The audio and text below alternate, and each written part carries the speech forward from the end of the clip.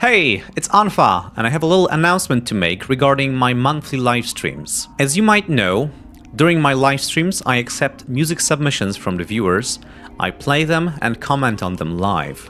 Until now I've been doing this using a website called filebin.net. However, during the last live stream, that has caused me some trouble, because first, I had no way to tell how much time I'll need to spend playing the music, because I was accepting the submissions during the live stream. Second, I often didn't know who made the tracks, what software they used, how were they made, and that's really not as fun as it could be. And third, some of the music submitted contained samples from copyrighted music releases, and I actually got 3 copyright strikes on that live stream.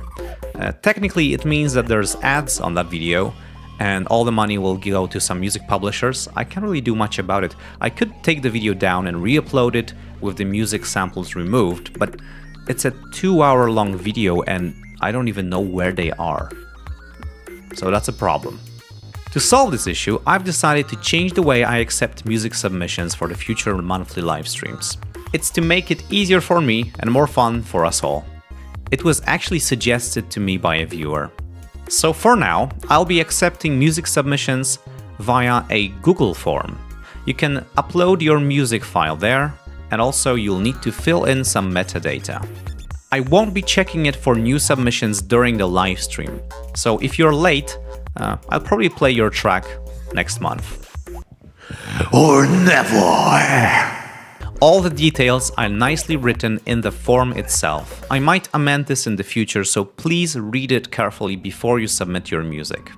Also, please note that I'm only interested in music that was created using open source software.